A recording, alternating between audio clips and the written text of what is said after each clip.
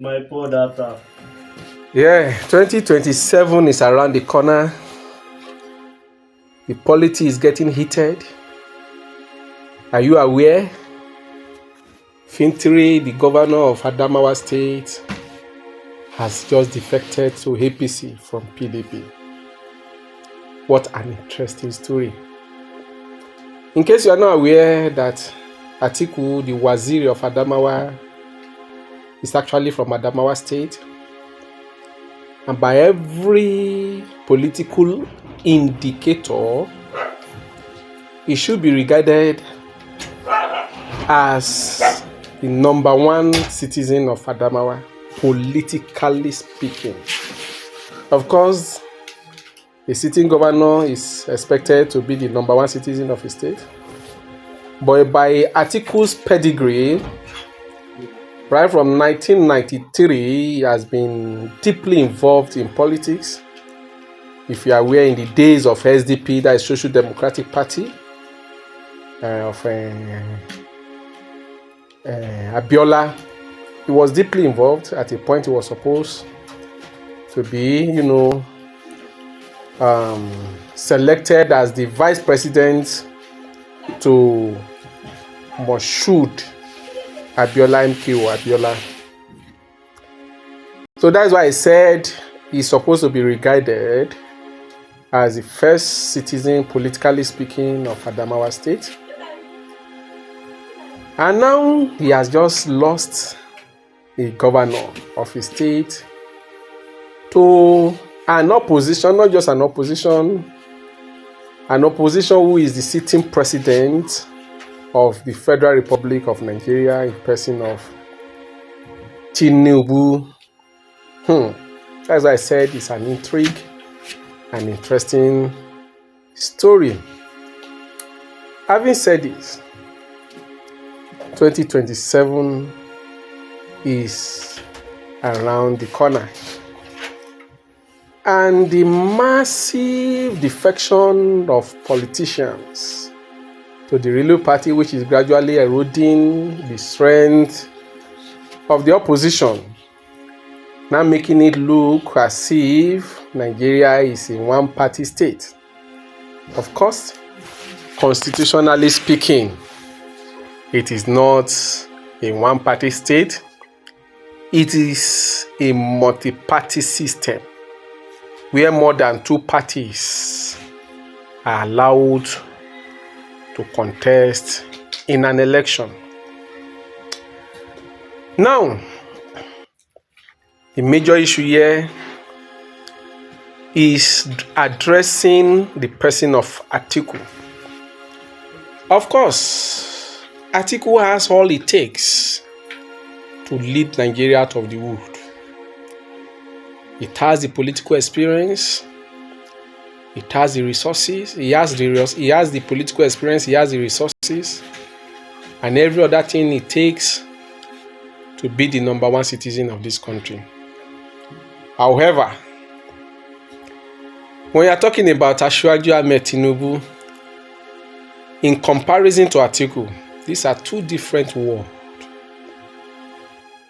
At length, Atiku regretted hosting Goodluck Jonathan out of power. And I have said this as many times as possible, that Atiku was supposed to be addressed as former president of Nigeria by the end of 2023. I know many of you would not understand what that statement. You know what I mean by that statement. If he had supported Goodluck Jonathan in 2015, Goodluck Jonathan would have ended his tenure by 2019. And Atiku would have become president by 2019. Because from past, if you look at political history, he has always won every primary he participated, except in 2015 primary against Buhari. So if he had supported Goodluck Jonathan in 2015, he would have definitely clinched the party's ticket in 2019. And by 2027, he would have been completing his second, by 2027 rather, he would have been completing his second term in office. And this is exactly my point where he differs from Tinubu. Immediately APC came to power in 2015, Tinubu, as at that time, was already being addressed as the national leader of APC. Political gimmicks. That you understand. 2, 3, 4, 5 months to 6 months into that government, his wings as national leader were already clipped. In fact, his feathers were totally plucked off. That the office he already set up in Abuja, which is the office of the national leader of APC, went into disarray when he discovered that he's already relegated to nothing in that government. His Southwest boys, led by the people of Rauf Aregbesola and others, Kayode Fayemi of Ekiti State and others, sold him out cheaply to the political opponents.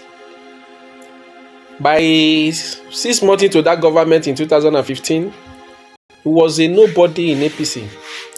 But something surprised me in Ahmed Asiwaju Tinubu. And that quality is the quality of patience. Patience is actually a virtue. It's not cheap that everybody can have it. Even 2019 came around, he was deceived for a second time. He supported Buhari. Immediately Buhari won again. He was discarded. This time around, relegated to nobody, to nothing. Yet, he stayed until 2023 that he fought a battle. It was a fight. It was a battle. And eventually, he got the ticket of APC. And today, he is the president of the Federal Republic of Nigeria, whether you like it or not.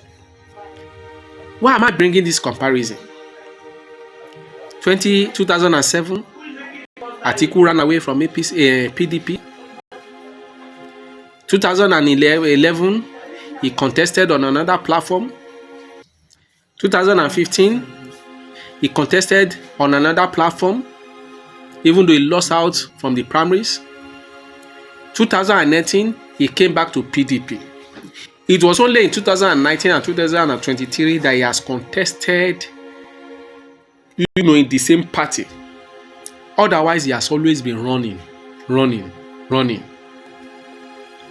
which is not a good virtue for our Nigerian politicians. And this is very common amongst them. Ruling party, running to ruling party, running to ruling party.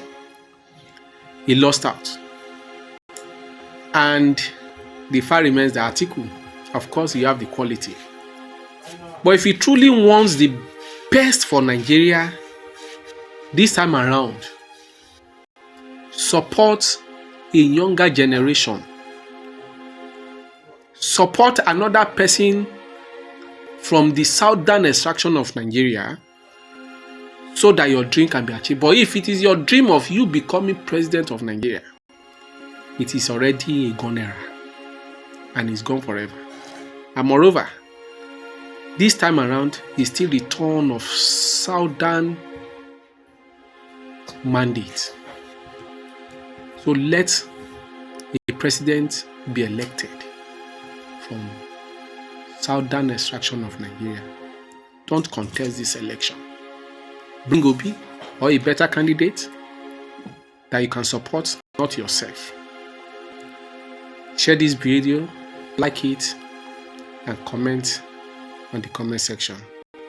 God bless the Federal Republic of Nigeria. God bless every one of us.